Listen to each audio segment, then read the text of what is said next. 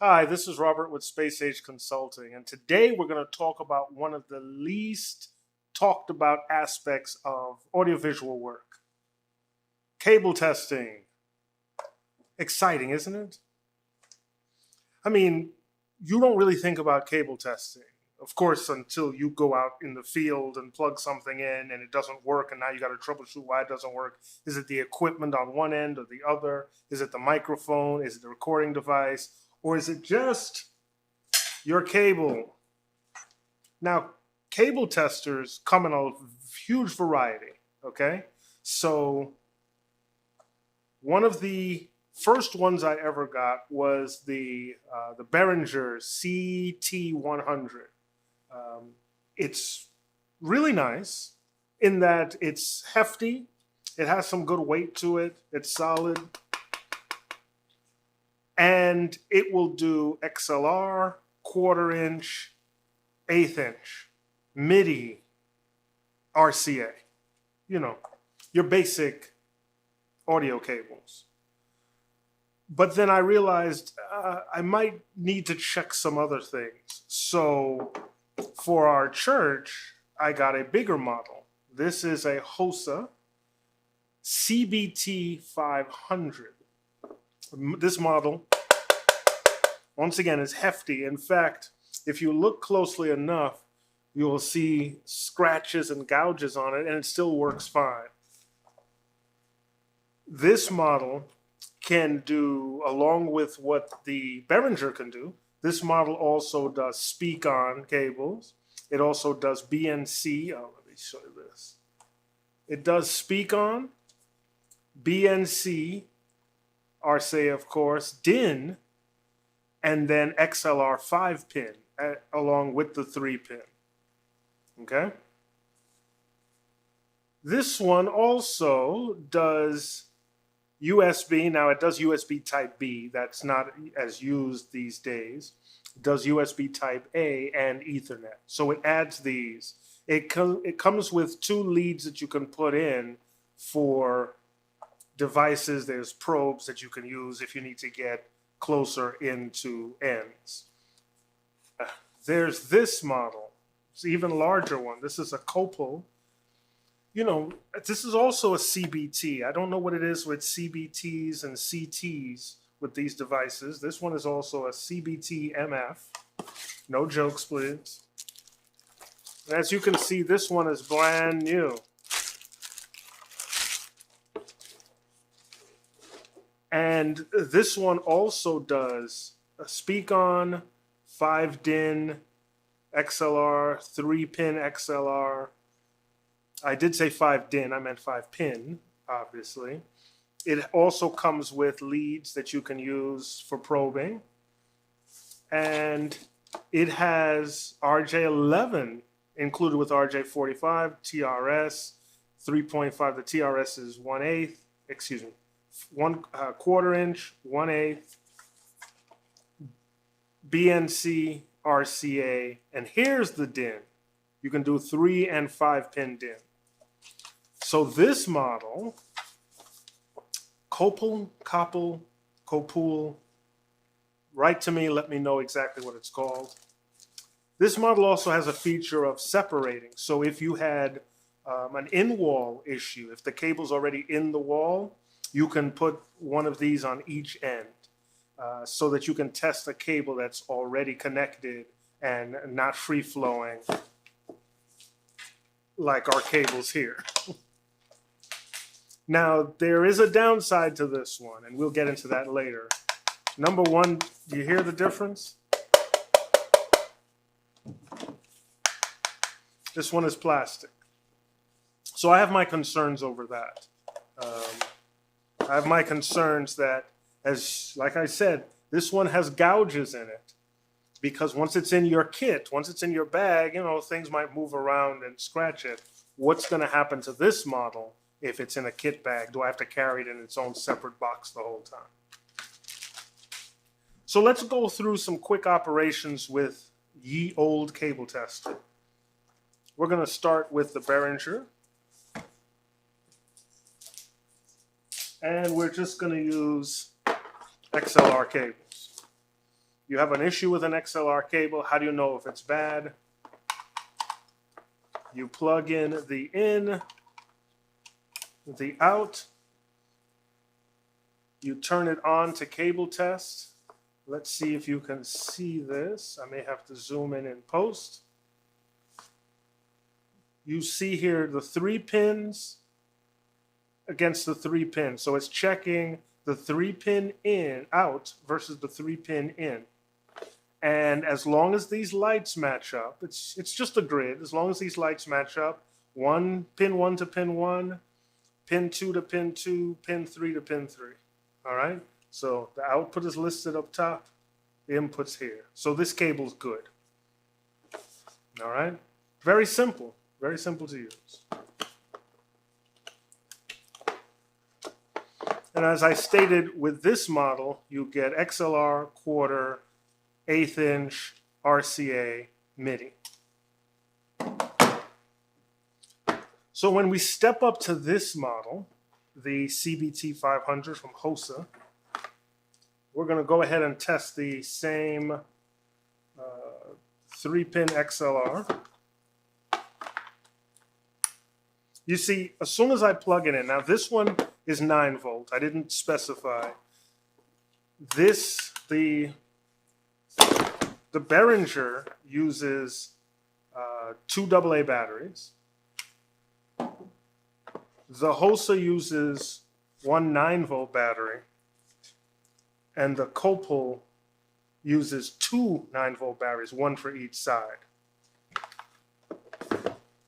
All right, so as soon as I plug in a cable, it powers up. There's no on and off switch on this model. Once the battery's in, it's ready to go. Of course, if there's no cable plugged in, that means you're not going to have an issue. You're not going to have an issue of the battery running down. In fact, I've had this battery in here for over a year and didn't realize it was in here till I plugged the cable in and it powered right up. So there's no battery drain if there's no cable plugged in.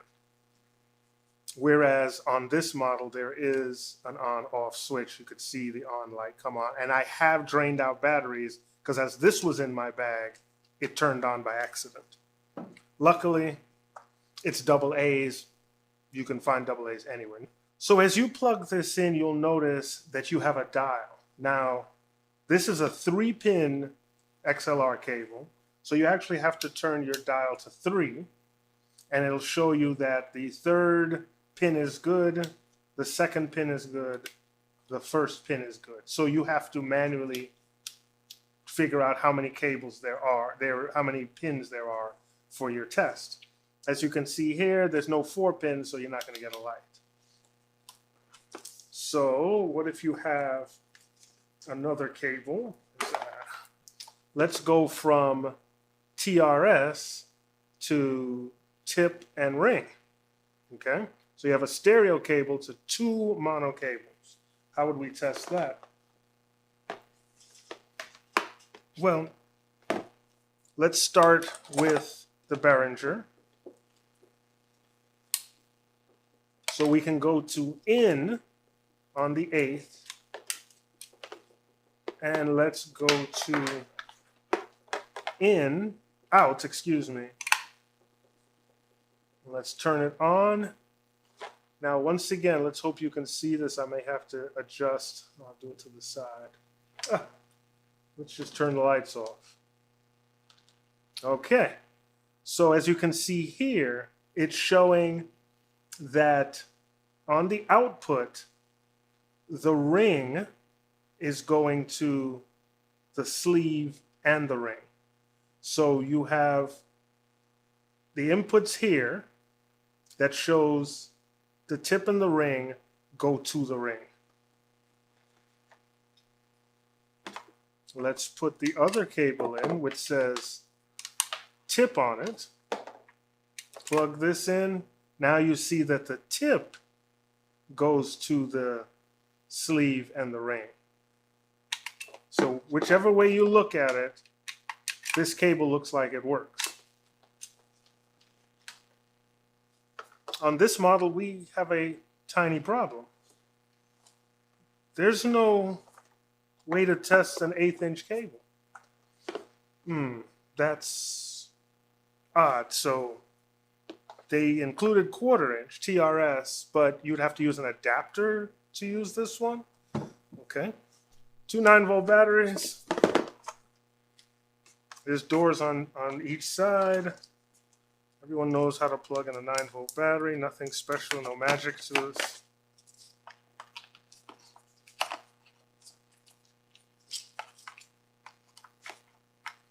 I say no magic and then I have trouble putting it in. Okay. Gonna have to edit this part out.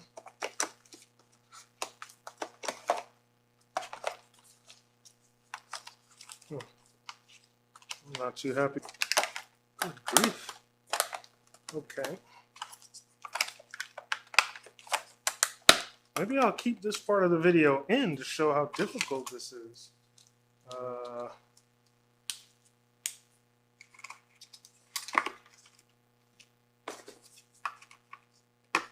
now that I've figured out one side, it's easy to figure out the other, but I'm not too happy with these plastic door covers.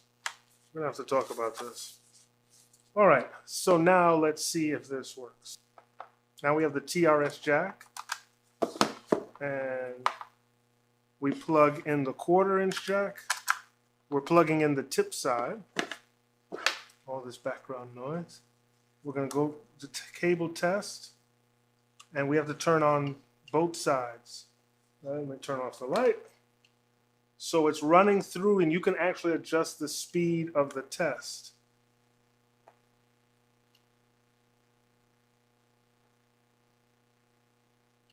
Obviously, that's slow. That's medium. And that's fast. Fast is too fast to show anything. I'm not sure how I feel about this one just yet. Let's try another cable. We did XLR with the other two. Let's see how XLR does with this one.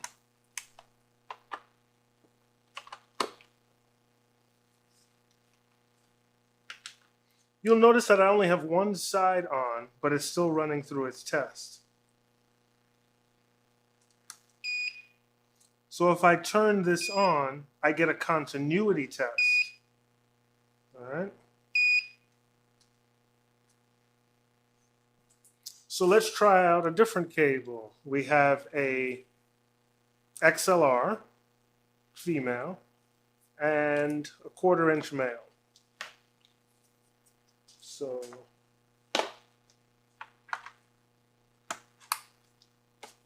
female goes to the male goes to that, female goes to that side, male goes to this side. You can see the lights. We're going to turn the continuity tester back on. There you go. All right. And once again, we can change the speed. So this is an automatic test. This model is more automatic than the other two. As soon as you plug it in and turn it on, it'll run through your inputs.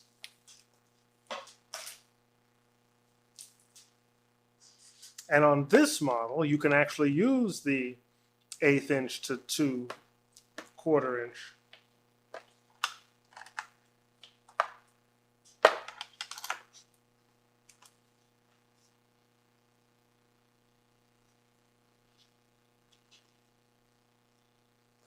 Just turn the light off so you can see. What would be great is if we had a bad cable, and then we can show what sort of signal you would get or not get. But I don't have the tendency of keeping bad cables around me. If I find out that they're bad, I cut them up and throw them away immediately. And once again, we have this 1/8 inch cable, and it's testing out just fine.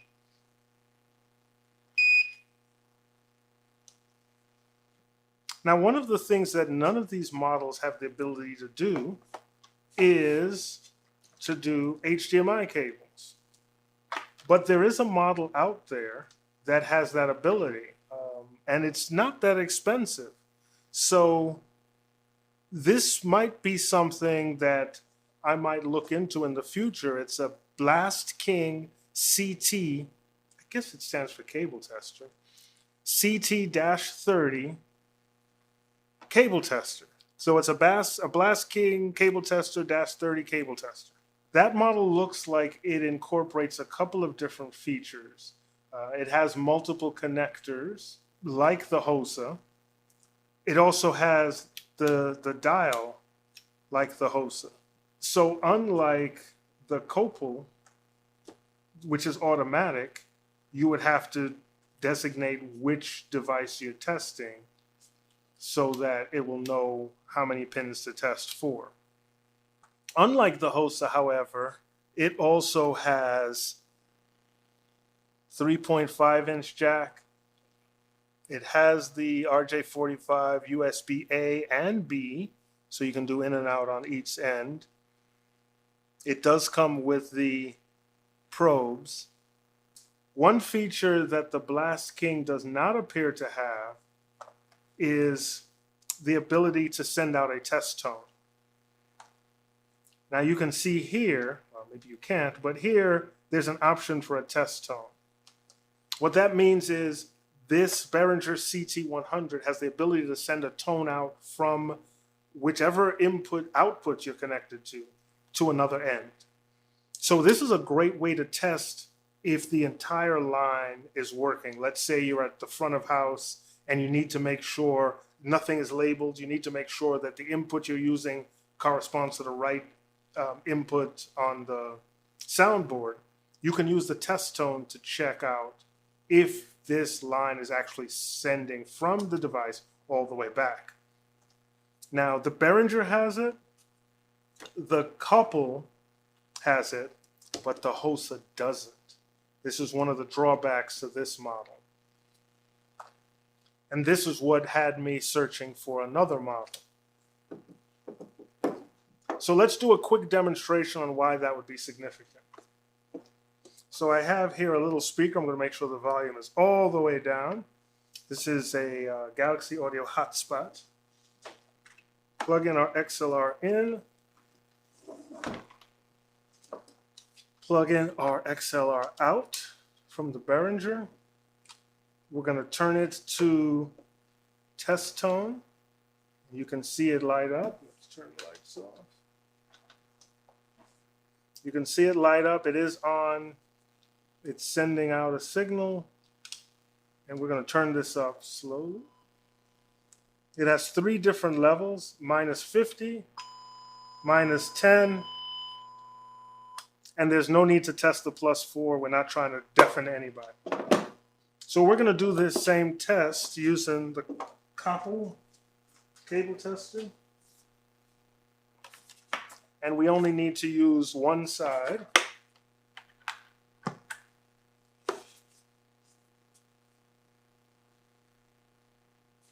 It's already showing continuity. Even though the device isn't on, it's showing that there's a connection. So we're going to turn it to test tone, -50. And this is using a different frequency, and I had to turn it up much higher than the other model. That's -10. And that's 0. This is significant. I was working on a site just the other day, and I realized having the ability to send a signal out and make sure that the cable we thought we were using was actually going to the right place would have worked. We also had to test a slew of cables. We have to go back and test some more cables. So having a cable tester in your repertoire is good. It's just you have to have the right one. This one is good for very basic things, plus it has the test tone on it. That's crucial to some of the work I do. But it doesn't, you can't test all the cables. So while this may be good in the field for certain things, if you come across a speak-on or a 5-pin XLR or even a MIDI cable. Oh no, this one does MIDI. Okay, so a speak-on or a 5-pin XLR, you can't test it with the Behringer. The Behringer also has an on and off switch, which can be easily pushed to the on position and drain out your battery.